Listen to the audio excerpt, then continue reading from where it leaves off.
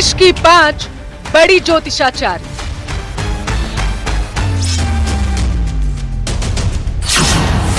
आज बताएंगी किसकी बनेगी सरकार।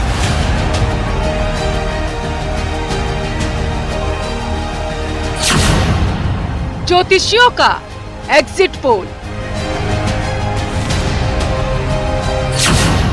मतगणना से पहले सबसे बड़ी भविष्यवाणी।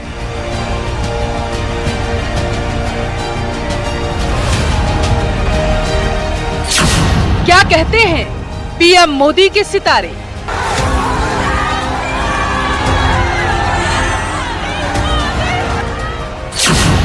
क्या कहती है राहुल और अखिलेश की किस्मत।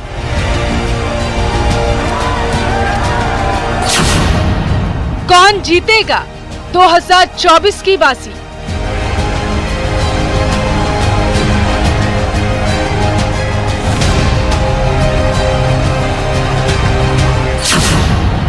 सितारों की चाल किसको दिलाएगी ताज।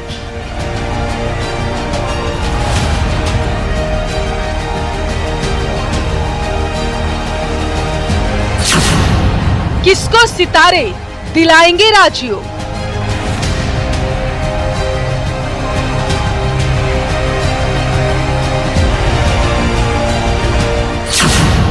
हर सवाल का जवाब देंगी 5 ज्योतिषाचार्य। देखिए ज्योतिषियों का एग्जिट पोल। नमस्कार, बहुत स्वागत है आप सभी का हमारे खास शो में ज्योतिषाचार्यों का एग्जिट पोल। राजनीति यानी कि एक ऐसी नीति बनाना जिसके जरिए आप किसी एक पद पर राज कर सके। लेकिन आज के दौर में सिर्फ नीति बनाने से काम नहीं चलता, आपकी कुंडली में वो राजयोग होना भी जरूरी होता है। और वही राजयोग इस बार दिखाई दे रहा है प्रधानमंत्री नरेंद्र मोदी की कुंडली में, क्योंकि देश भर के अलग अलग एजेंसियों के जो एग्जिट पोल हैं वो दिखा रहे हैं कि एक बार फिर से मोदी सरकार यानी कि एनडीए की सरकार बनने जा रही है।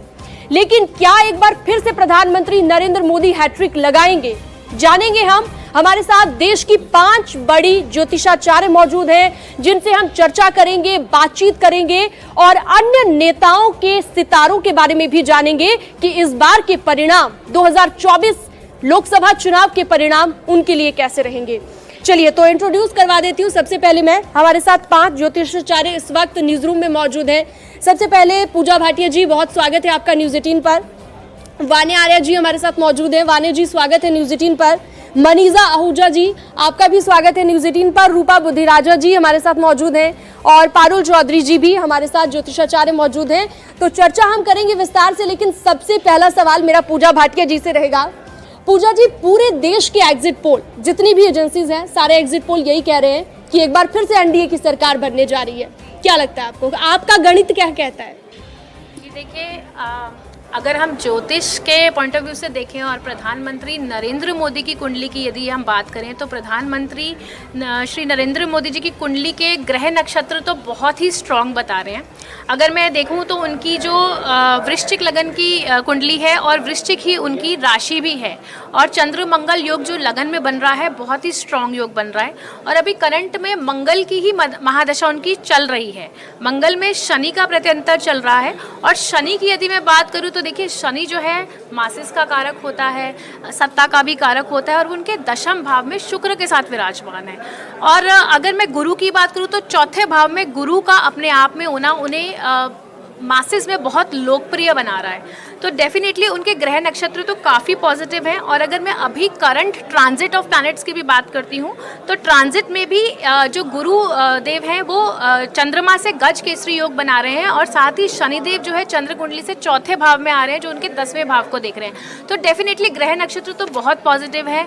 एनडीए की लहर, मोदी लहर डेफिनेटली है ही, सिर्फ देश भर में ही नहीं दुनिया भर में मोदी मैजिक का डंका बज ही रहा है। और इस बार यदि हम सीटों की भी बात करें तो बीजेपी अगर मैं बोलती हूँ तो 320 प्लस लेकर आ सकती है, और एनडीए की ओवरऑल अगर मैं बात करूँ तो 350 से 380 की रेंज मुझे लगती है कि इनकी इतनी सीटें आएंगी ही आएंगी।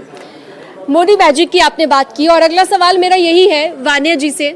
वानी जी, हमने देखा 2014 में मोदी मैजिक चला, बम्पर जीत हुई, 2019 में वो मैजिक बरकरार रहा। क्या वजह है ऐसा, कौन सा योग है ऐसा पीएम मोदी की कुंडली में कि ये मैजिक इस बार भी बरकरार है और ये बढ़ता ही जा रहा है लोगों में? धन्यवाद शीनम जी, बहुत सुंदर प्रश्न आपने पूछा। अगर हम मोदी जी की कुंडली की बात करते हैं तो उनकी कुंडली की जो डेट ऑफ बर्थ है वो है 17 सितंबर 1950। अगर हम मूला अंक की बात करते हैं तो मोदी जी का जो मूला अंक है वो 8 है, जो उनका भाग्य अंक है वो 5 है, जो कुआं नंबर एक इंसान का लक फैक्टर होता है वो भी उनका 5 है। अगर मैं इस साल की बात करती हूँ तो ये शनि का साल है, शनि का नंबर है 8 नंबर। आपने पास्ट में भी अचीवमेंट्स देखी होंगी, मोदी जी की जितनी भी पास्ट अचीवमेंट्स हैं सबका नंबर 8 है। इवन इनफैक्ट उनकी स्ट्रीट का रोड भी जो है वो भी नंबर 8 है। अगर मैं उनके डेट और मंथ को ऐड करती हूँ वो भी कहीं ना कहीं 8 पर आते हैं।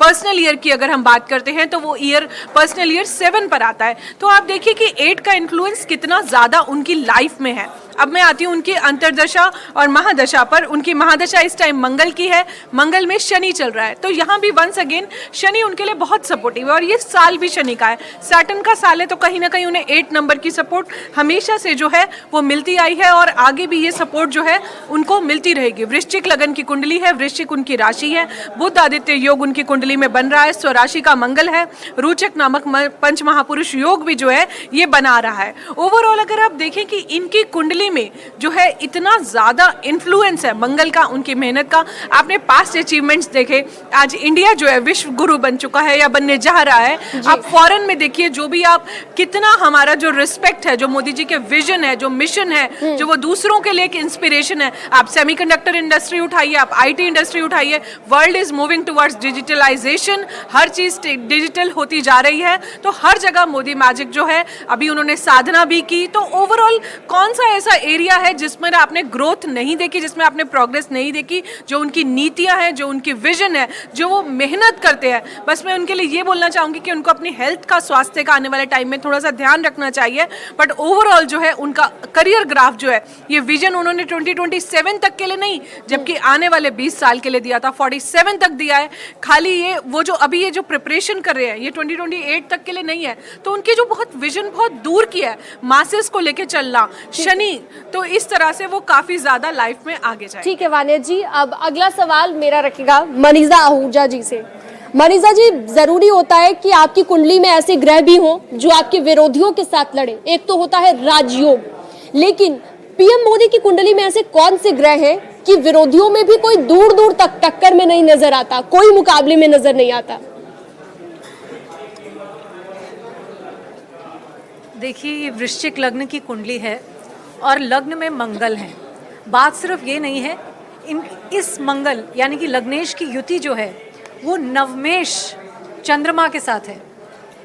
ये एक बहुत ही सीरियस कैरेक्टर को जन्म देता है।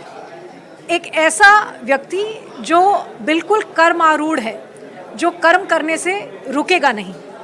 और कुछ ऐसे योग हैं जैसे कि पंचमेश बृहस्पति का और नवमेश चंद्रमा का एक दूसरे से केंद्र में आना। ऐसे व्यक्ति से जितने भी उनके विरोधी हैं या जो भी वो प्रतिस्पर्धा करेंगे उसमें जीत उनकी होगी। अब अगर आप आजकल देखें, जब ये रिजल्ट्स आने वाले हैं, तो मंगल का गोचर अभी ही मेष राशि में हुआ है, जो कि वृश्चिक लग्न की कुंडली में छठा भाव है। अब प्रतिद्वंदी तो यहाँ बहुत बुरी तरह से हारने वाले हैं। दूसरा जो पॉइंट है वो ये है कि गोचर में बृहस्पति, शुक्र और सूर्य, ये तीनों ग्रह इस समय दशम से दशम यानी कि सप्तम स्थान में बैठे हैं। तो जीत तो बहुत ही खूबसूरत होने वाली है पीएम मोदी की, ये आप जान लीजिए। चलिए, अब राहुल गांधी की हम बात करने वाले हैं, क्योंकि विरोधियों की बात हुई तो अब ऐसे में राहुल गांधी से बड़ा विरोधी कौन है? राहुल गांधी की अगर हम बात करें, रूपा जी से अगला प्रश्न मेरा रखेगा। आपको क्या लगता है कि राहुल गांधी पहले के मुकाबले कुछ बेहतर हो पाए हैं? उनके लिए क्या कहता है आपका गणित, क्या कहता है ज्योतिषाचार्य का एग्जिट पोल? जी, राहुल गांधी की बात करें तो देखिए, जो कुंडली हमारे पास अवेलेबल है, जो कि नेट पर अवेलेबल होती है, मेरे पास मिथुन लगन की कुंडली है जो कि ये बताती है ज्येष्ठा नक्षत्र में इनका जन्म हुआ है और सूर्य और मंगल इनके लगन में है। कहीं ना कहीं राजनीति विरासत में इनको मिली है, परंतु ये अपनी राजनीति को संभाल नहीं पाए, उस तरीके से आगे नहीं बढ़ा पाए अपनी विरासत को। क्यों नहीं बना पाए? क्योंकि इनको वाणी दोष, बुध 12 में होकर इनको वाणी दोष लगता है। कहीं ना कहीं हंसी के पात्र भी ये बने हैं, कहा जाता है। और अगर मैं कुंडली देखूं तो मुझे ये भी दिखाई देता है कि ये अपनी उस चीज़ को, अपनी प्रखरता को निखार नहीं पाएंगे, उस निर्णय कुछ ऐसे नहीं ले पाएंगे, वो निर्णय जो इनके राजनीतिक स्तर पर इनको कुछ ऊंचाइयां दिला पाएं। लेकिन अगर मैं 2024 अभी इनके चुनावों की बात करूं, जो इनका मुझे गणना दिखाई देती है, तो निश्चित ही ये अपने आप को उभारने का काम करेंगे, कहीं ना कहीं अपनी एक इमेज को निखारने का काम करेंगे। कुछ सीटें इनको मिलती हुई मुझे दिखाई देती हैं और अब 2024 से, अप्रैल के बाद से कहीं ना कहीं इनके राजनीतिक करियर में भी आप इनकी थोड़ी सी सक्रियता देखेंगे। कहीं ना कहीं कुछ ऐसे निर्णय, कुछ ऐसे इनके भाषण या कुछ ऐसे इनके वाद विवाद देखेंगे जो कि जनता भी देखकर ये आश्चर्यजनक होगी कि इन्होंने, इनकी तरफ से ये चीज़ें आई हैं। कुछ मुद्दे आप कह लीजिए, कहीं ना कहीं इनकी कुंडली में मैं अगर देखूँ तो राजनीति में प्रधानमंत्री बनने का योग मैं नहीं देख पाती हूँ। कुछ इनके कारण जो कुंडली में बताते हैं वो यही बताते हैं, ये सहयोगी जरूर रहेंगे कांग्रेस के, ये कहीं ना कहीं सहयोगी तरीके से काम करते रहेंगे, परंतु इनकी कुंडली में कुछ विशेषकर और प्रबल योग राजनीति से संबंधित मैं नहीं देख पा रही हूँ। ठीक है रूपा जी, अब अगला सवाल मेरा है। और इनका जो चंद्रमा है, चंद्रमा कहीं ना कहीं इनका नीच राशि में, जो कि इनके प्रक्रम को, जो इनकी जैसे कहते हैं ना परक्रम, और इनके भाग्य को कमजोर कर देता है, जिसकी वजह से ये बहुत आगे तक नहीं जाते हुए मुझे नजर आते हैं। बिल्कुल, तो आपकी कुंडली में कुछ ऐसे ग्रह भी होते हैं जो आपको कहीं ना कहीं पीछे की तरफ भी मोड़ लेते हैं अगर आप आगे बढ़ना भी चाहते हो, जैसा कि हमने राहुल गांधी का देखा है। अब बात करूंगी मैं अमित शाह की, बीजेपी के चाणक्य कहे जाने वाले अमित शाह। कहा जाता है कि जब आपका बुध स्ट्रांग होता है तो वाणी आपकी बहुत मजबूत होती है, और बुध मजबूत होने की वजह से इसका सीधा प्रभाव आपके वक्तव्य पर पड़ता है, जिस तरह से आप बोलते हैं, आपकी बोलने की शैली है। अगला सवाल मेरा पारुल चौधरी जी आपसे है। अमित शाह की अगर हम बात करें, वोकल काफी स्ट्रांग है उनका, बहुत अच्छे भाषण देते हैं, लेकिन इस बार क्या कहते हैं उनके सितारे, उनके बारे में भी जरा भविष्यवाणी कर दीजिए। जी बिल्कुल, बहुत ही बढ़िया आपने सवाल भी किया है और सपोर्टिव मैं बोलूँ। सेकंड, अगर हम मोदी के बाद कोई फेस देखते हैं तो वो अमित शाह का ही देखते हैं। जैसे कन्या लगन की उनकी कुंडली है अमित शाह जी की, छठे भाव में उनके इस टाइम पे शनि चल रहा है, बहुत ही ज़्यादा रिस्पेक्टफुल, उनकी जितनी भी तारीफ़ करो अभी तो कम मुझे नज़र आ रही है। बिल्कुल आगे डंके की चोट पे सपोर्ट करते हुए नज़र आएंगे, और जो उनके हेल्थ इश्यूज़ हैं वो तो थोड़े से इनको आगे देखने पड़ेंगे। आज से, अभी से जो इनका मंगल चेंज हुआ है, जो कल स्वयं राशि में गया है, तो वो इनके लिए बहुत ही आगे लेके इनको जाने वाला है, लंबी रेस का घोड़ा रहने वाले हैं। चलिए आगे बढ़ते हैं। पूजा भाटिया जी से अब अगला सवाल मैं पूछने जा रही हूँ। उत्तर प्रदेश के मुख्यमंत्री योगी आदित्यनाथ से जुड़ा हुआ संत हैं, मुख्यमंत्री भी हैं, और तरह तरह से जो है हमने देखा कि उत्तर प्रदेश में उन्होंने चाहे कानून व्यवस्था को सुधारने की बात हो उस पर भी काम किया और भी कई विकास के कार्य किए। लेकिन इस बीच सवाल मेरा ये कि उत्तर प्रदेश में जो 80 सीटों का टारगेट लेकर भारतीय जनता पार्टी चल रही थी, क्या कहते हैं सीएम योगी के सितारे? देखिए, सीएम योगी आदित्यनाथ जी की कुंडली की यदि मैं बात करूं तो बहुत ही स्ट्रॉन्ग कुंडली है इनकी, और जिस तरह से इनके ग्रह नक्षत्र है बहुत ही ज़्यादा फेवरेबल है। सिंह लगन की इनकी पत्री है, 5 जून 1972 सुबह 10:54 उत्तराखंड की इनकी पत्री बनी है, सिंह लगन की पत्री। और इनकी जो राशि है इनकी कुंभ राशि। तो इस तरह से अगर मैं देख रही हूँ कि लग्नेश का दशम भाव में आ जाना अपने आप में एक बहुत बड़ा राजयोग होता है, और साथ में अगर हम देख रहे हैं बुध और शनि का भी दशम भाव में आना अपने आप में एक बहुत स्ट्रॉन्ग इनका एसोसिएशन बनाता है, बहुत स्ट्रॉन्ग ग्रह दशा दिखाती है कि इनको तो मतलब सत्ता में काबिज रहना ही रहना है। और जिस तरह से इन्होंने काम किया है उत्तर प्रदेश में बहुत ही काबिले तारीफ रहा है। अगर हम योगी आदित्यनाथ की कुंडली में जैसे शनि जिस तरह से दशम भाव में है ना, तो इनके लिए सत्ता और साधना दोनों के ही मार्ग बहुत ही स्ट्रॉन्ग दिखते हैं। और जिस तरह से इनकी हिस्ट्री भी रही है, ये जिस तरह से 21 वर्ष की आयु जटायु में गोरखनाथ मठ के साथ एसोसिएट हो गए थे। अगर देखा जाए तो इनकी कुंडली इतनी ज़बरदस्त है कि सत्ता इनके पीछे आती है, ये सत्ता के पीछे नहीं जाते हैं, तो इतनी स्ट्रॉन्ग कुंडली है। और अगर अभी की मैं इनकी करंट प्लानिटरी पोजीशन की बात करूं तो इनकी शुक्र की महादशा शुरू होने वाली है। अब दशमेश होके शुक्र लाभ भाव में मंगल के साथ बैठा है, भाग्य स्थान के स्वामी के साथ, तो जो अपने आप में एक बहुत बड़ा राजयोग है।